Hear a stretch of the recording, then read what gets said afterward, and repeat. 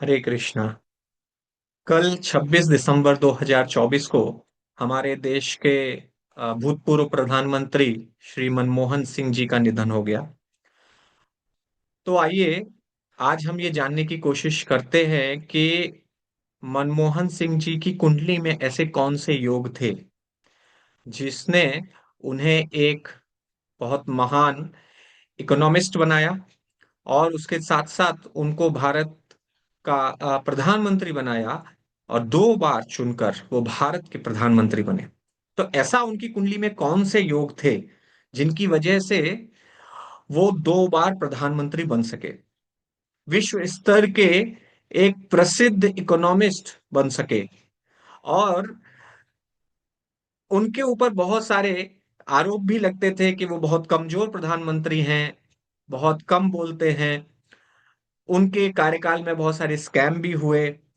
तो ये सब कौन से योग हैं उनकी कुंडली के जिसने ऐसा उनके साथ फल किया। तो एस्ट्रोलॉजी के पास सभी प्रश्नों के उत्तर रहते हैं और अगर हम एस्ट्रोलॉजी पढ़ना चाहें तो ऐसे किसी व्यक्तित्व की कुंडली से हम एस्ट्रोलॉजी को काफी हद तक समझ सकते हैं।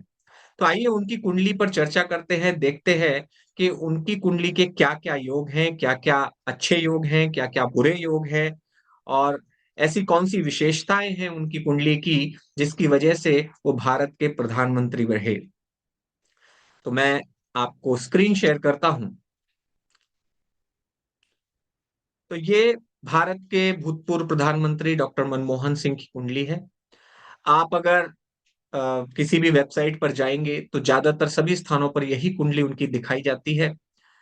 26 सितंबर 1932 को उनका जन्म हुआ और दोपहर 2 बजे झेलम, जो कि पंजाब पाकिस्तान में है, पंजाब में, वहां पर उन्होंने आ, उनके परिवार में उनका जन्म हुआ।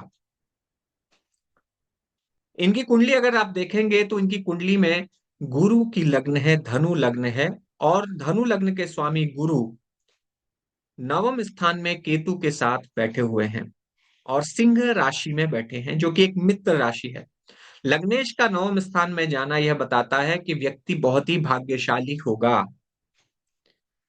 तो आप देख सकते हैं कि वो बहुत ही भाग्यशाली थे।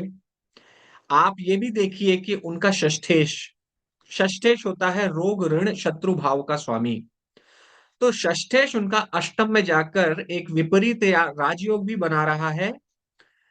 इसीलिए आपने देखा कि जिस समय पदवी, प्रधानमंत्री की पदवी सोनिया गांधी जी को प्राप्त होने वाली थी, उस समय वो पदवी उन्हें न मिलकर इनको प्राप्त हो गई।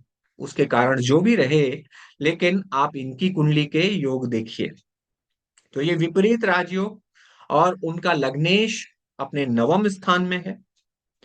तो ऐसा भाग्य लेकर पैदा हुए बहुत ही भाग्यशाली व्यक्ति डॉक्टर मनमोहन सिंह थे। डॉक्टर मनमोहन सिंह की कुंडली की एक और खास बात है, एक खास योग है जो कि अक्सर सफल व्यक्तियों के जीवन में आपको यह योग देखने को मिल जाएगा।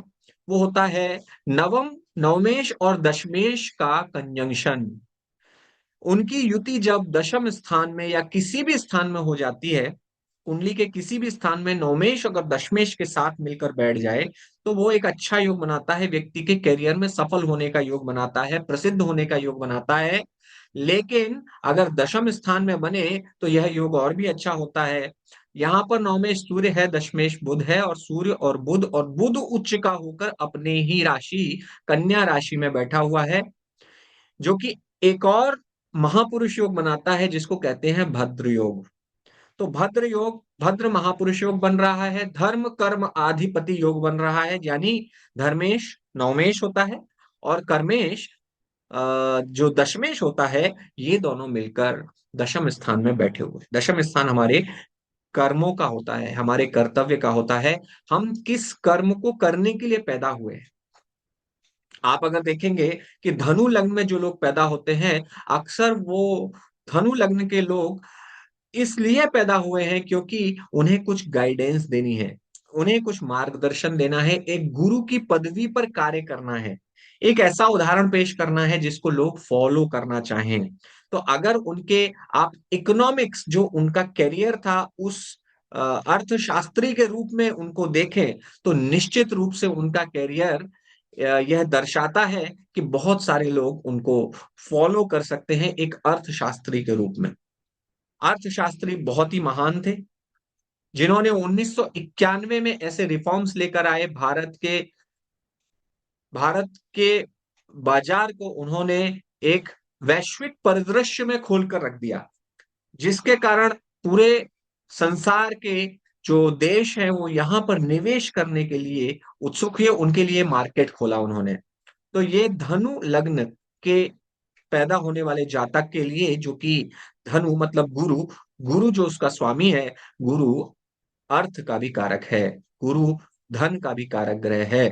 और इसी वजह से आपने देखा कि ये किसी न किसी तरीके से हमेशा अर्थ से जुड़े रहे। अर्थशास्त्री के रूप में उनकी विशेष पहचान मानी जाती है, उसमें कोई दो राय नहीं है, उसमें कोई विवाद नहीं है कि वो एक बहुत ही महान अर्थशास्त्री थे। विवाद कहाँ है? वो है उनके प्रधानमंत्री यानी उनकी नेतृत्व क्षमता के ऊपर विवाद है। अब नेतृत्व क्षमता के ऊपर विवाद क्यों है, आइए कुंडली के माध्यम से जानते हैं। देखिए, नेतृत्व का जो घर होता है, पंचम स्थान होता है हमारे पोस्ट पोजीशन, पावर, हमारी स्पेशली हमारी पावर का। वहां का स्वामी पंचमेश एक एक राजा का योग होता है। यदि पंचमेश दशमेश के साथ मिलकर या लग्नेश के साथ मिलकर दशम स्थान में बैठ जाए तो एक राजा का योग होता है। उनकी कुंडली में यो योग नहीं है। इनकी कुंडली में योग है कि पंचमेश जो है अष्टम स्थान में नीच का होकर बैठ गया है। हालांकि उसका नीच भंग हो रहा है क्योंकि वहां पर चंद्रमा भी अपनी ही राशि में बैठा हुआ है, तो नीच भंग राजयोग भी बन रहा है। ऊपर से शनि जहां पर मंगल उच्च का होता है उसकी भी दृष्टि पड़ रही है। तो आप देखिए, नेतृत्व की क्षमता तो नहीं थी, लेकिन फिर भी उनको पोस्ट पोजीशन मिली उनके बिना किसी प्रयास के, क्योंकि वो ऐसे महत्वाकांक्षी व्यक्ति नहीं थे जो आगे जाकर राजनीति करके पद को प्राप्त करते। उन्होंने उन्हें अपने भाग्य के आधार पर अपने आप ही यह पदवी प्राप्त हो गई। आप देखिए कि चंद्रमा आश्लेषा नक्षत्र में है, बुध का नक्षत्र है, बुध उनकी कुंडली में प्रबल है, बुध उनकी कुंडली में उच्च का है। अगर आप उनका D9 देखेंगे, मैं आपको D9 चार्ट दिखाता हूं, तो D9 चार्ट में नवमांश में वही बुध नीच का हो गया है। तो देखने में लगेगा कि हाँ, बुध तो यहाँ शक्तिशाली है लेकिन बाद में नीच का है। लेकिन एक बहुत ही महत्वपूर्ण सिद्धांत फिर से यहाँ पर काम कर रहा है, नीच भंग का। नीच भंग राजयोग का पुनः निर्माण हो रहा है। बुध के ऊपर गुरु की दृष्टि आ रही है, मीन राशि का जो स्वामी है। तो जब भी ऐसा नीच भंग का अगर आप निर्माण देखें, तो आप किसी भी कुंडली में, अगर आप अपनी कुंडली में जानना चाहते हैं तो अपनी कुंडली में भी देखिए कि कहीं अगर कोई प्लैनेट नीच का है तो क्या उसका नीच भंग हो रहा है। क्योंकि जब भी नीच भंग होता है, तब मैंने देखा है, मेरे व्यक्तिगत अनुभव में मैंने पाया है कि नीच भंग का अर्थ है कि व्यक्ति को अचानक से कुछ प्राप्त हो जाता है जिसकी कल्पना नहीं की जा सकती। तो एक समय ऐसा लगता है कि यह संभव नहीं है, लेकिन असंभव भी संभव हो जाता है। तो ऐसा होता है नीच भंग राजयोग का परिणाम। तो यहां पर पंचमेश नीच का होकर बैठा है अष्टम स्थान में, अष्टमेश के साथ बैठा, उसका नीच भंग राजयोग बन रहा है, इसीलिए सडनली उनको पोस्ट पोजीशन प्राप्त हो गई। लेकिन वो पोस्ट पोजीशन उनके लिए एक नेतृत्व के अनुसार अगर देखा जाए तो नेतृत्व की क्षमता का अभाव था। वो नेतृत्व तो नहीं कर सकते थे, जो कहा जाता था कि रिमोट कंट्रोल वाली सरकार है। तो कहीं ना कहीं उसका कारण ये था कि उनके अंदर वो नेतृत्व की उतनी क्षमता नहीं थी। लेकिन उनका लग्नेश लग्नेश निश्चित रूप से प्रबल है। लग्नेश अच्छी राशि में बैठा है, नवम भाव भाग्य भाव में बैठा हुआ है, अर्थात इस व्यक्ति ने हमारे डॉक्टर मनमोहन सिंह जी ने अपने बड़ों का हमेशा सम्मान किया, अपने गुरुओं का सम्मान किया, अपनी अथॉरिटी का हमेशा सम्मान किया और हमेशा नियम पर चलने वाले व्यक्ति रहे हैं। इसलिए आप देखेंगे कि उनको अपने आप ही भगवान के यानी दैव का फल उनको प्राप्त हुआ।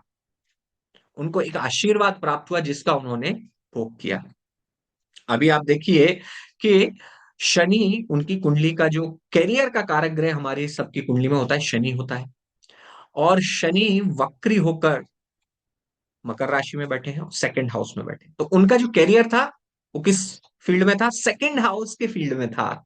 यानी पहले उन्होंने अर्थशास्त्री के रूप में, सेकंड हाउस होता हमारा अर्थ का, तो अर्थशास्त्री के रूप में अपनी पहचान बनाई और अर्थशास्त्री के रूप में उन्होंने शिक्षण कार्य भी किया।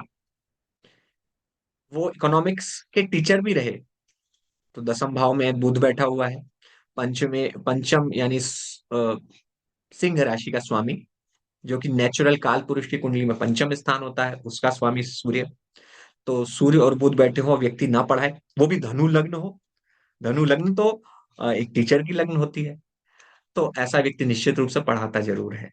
तो उन्होंने शिक्षा दी, उन्होंने पढ़ाया, उन्होंने बहुत उच्च शिक्षा भी प्राप्त की। अगर आप देखेंगे उन्होंने विदेश में जाकर पढ़ाई की।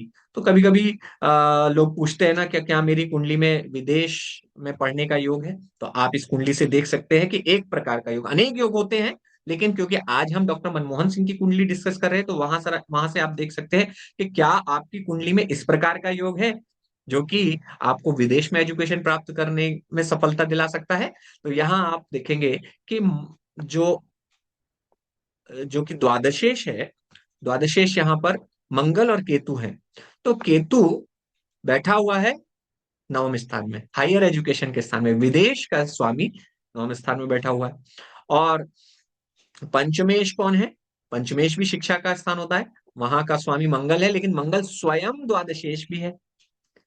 तो द्वादशेश अष्टम स्थान में, अष्टम स्थान भी कहीं ना कहीं एक पाताल लोक का निर्माण करता है, पाताल लोक के बारे में बताता है। तो यहां पर बैठा हुआ है, तो ये बता रहा है कि विदेश में शिक्षा प्राप्त होगी। लग्नेश और द्वादशेश दोनों की युति बन रही है नवम स्थान में, यानी विदेश में शिक्षा प्राप्त करेंगे। और अगर आप उनका कैरियर भी देखें तो विदेश में भी उनको काफी सम्मान प्राप्त हुए हैं। 1987 में उनको पद्म विभूषण के सम्मान से सम्मानित किया गया। 1987 में उनकी जो महादशा चल रही थी, वो देखिए, हमें जब कोई सम्मान प्राप्त होते हैं तो हमारी जो महादशाएं अंतरदशाएं कैसी हो सकती हैं, वो आप यहां से देख सकते हैं। तो 1987 में उनको प्राप्त हुआ है पद्म विभूषण, भारत का सेकंड हाईएस्ट ऑनर। तो चंद्रमा की महादशा में उनको पद्म विभूषण प्राप्त हुआ था, चंद्रमा की महादशा। और 1987 में शुक्र की अंतर्दशा चल रही थी, चंद्रमा में शुक्र चल रहा था। अब आप देखेंगे कि इस समय कैसे प्राप्त हुआ कि चंद्रमा उनकी कुंडली का अगेन फिफ्थ लॉर्ड के साथ कंजंक्शन बना रहा है, और उसका स्वामी है और उसका मित्र है।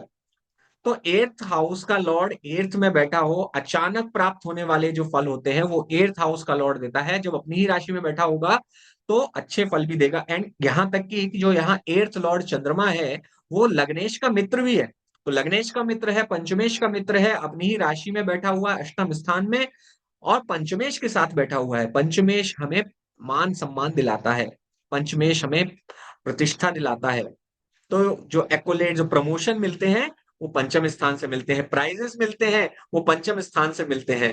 तो उनको जो सम्मान प्राप्त हुआ, जो अवार्ड प्राप्त हुआ पद्म विभूषण का, आप देख सकते हैं चंद्रमा की महादशा में शुक्र की अंतर्दशा, शुक्र स्वयं बैठे हुए हैं एट्थ हाउस में, और एकादश स्थान के स्वामी है।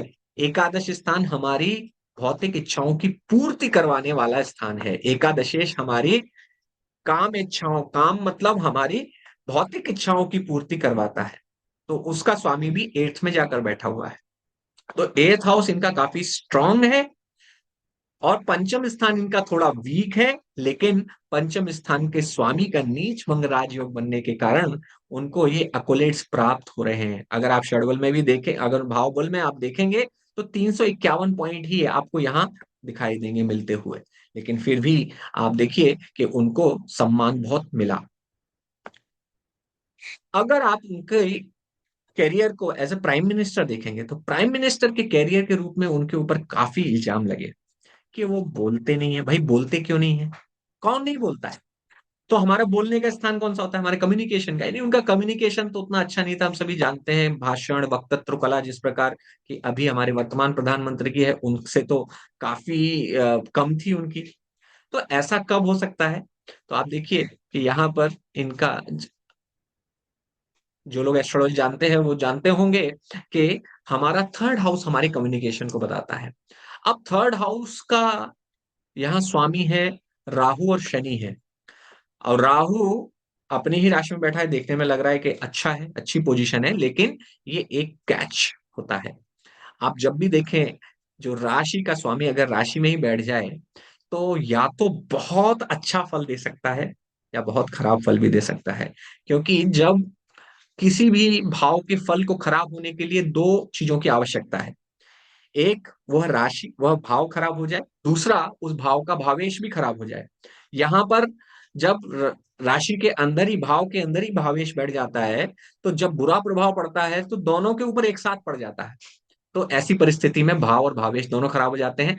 यहां आप देखिए, जो राहु के ऊपर यानी भाव के ऊपर मंगल की दृष्टि भी आ रही है। मंगल यहाँ पर दृष्टि डाल रहे हैं, अष्टम दृष्टि।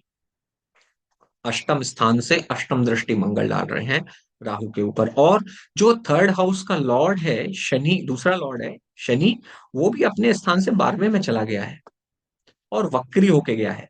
इसीलिए आप देखिए, शनि जनरली द्वितीय स्थान में अगर किसी के होगा तो आप देखेंगे, नॉर्मली भी पाएंगे कि वो व्यक्ति थोड़ा कम बोलता है।